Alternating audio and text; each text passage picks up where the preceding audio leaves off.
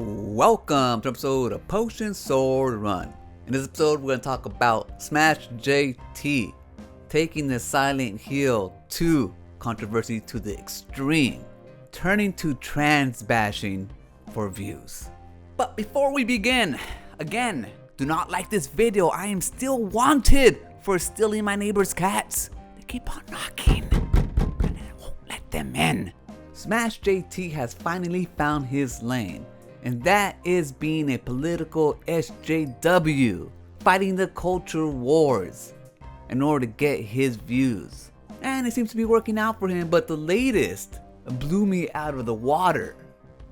Silent Hill Remake has a female character that's a little chinny, and the usual suspects, the outrage mob out there, is talking about how DEI this and DEI that, and that's why that she looks the way she looks. And of course, Smash JT has to follow suit, correlating transgenderism to this character when there was none. Welcome to another episode of Smash JT, and the destruction, the absolute abomination of the video game industry in 2024 continues. Thanks to DEI and Sweet Baby Inc. styled DEI injecting companies forcing a narrative, forcing an agenda, forcing, in this case, clear as day, in my humble opinion, shoving transgenderism in our faces to accept it, normalize it, make it seem like something that's always been there, and everyone should just be cool with cross-dressing, and maybe it's a dude, maybe it's not. Who knows? Who cares? It's a game. Just play it. Don't ask questions because this is normal stuff. We're just going to start tiptoeing through this and injecting this here and there and just making it normal. Just keep playing the game.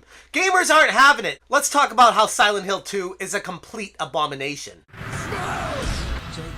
Why I feel like Silent Hill 2 is a DEI-injected nightmare, forcing transgenderism on all of gaming, and pretending like this was always there so that we just assume we just missed it the first time around, and that we should start accepting transgenderism as completely normal, completely perfectly okay line of thinking that people should be open to because transgenderism is acceptable in 2024. So all gamers should embrace it because DEI tells us to.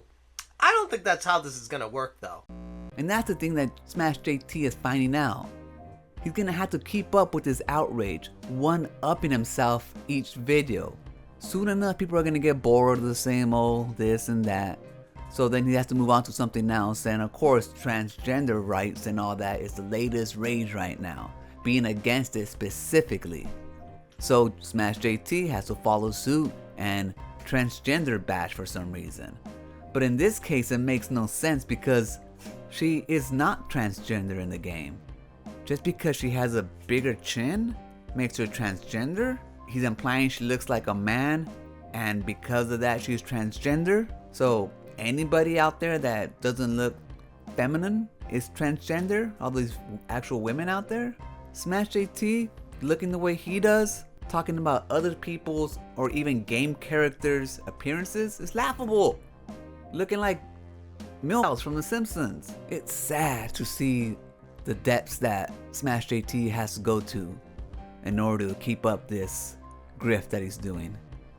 Is it worth it? To have those clicks? To be the type of person you are?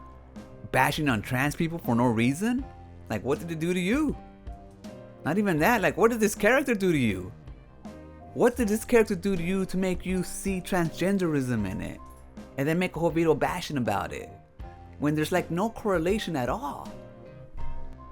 The reason why is because he knows the type of audience he has. The ones that hate to see minorities in games, the ones that want to see games be ruined by DEI and they get off on that, the ones that want to see nothing but tens in all games just because they're female and that's the way they have to be. He knows that bashing transgender people falls in line with these ideologies, so it's safe for him to do.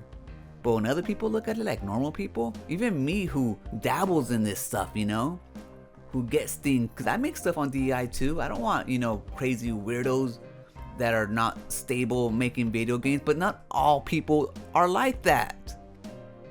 And you gotta distinguish between the two. But Smash JT doesn't do that no more because he found his lane. He knows where his bread is buttered. And that's sadly now is bashing transgender people. And when they have no reason to. You know, that's even worse. But that's just Smash JT. Always been like that. And now you just see him for what he actually is. It's gross. It really is. So it's hard for me to root for him. You know, when he fights against Kotaku, even though Kotaku's a piece of shit. Even though Alyssa Mercante is an activist just like Smash. And what they do is wrong to him. Because he's just the same. In some respects, even gross. Even more gross. I wonder what he's gonna get upset at next. Because, you know, that's all he has. Outrage mob. I'm trying to feed them.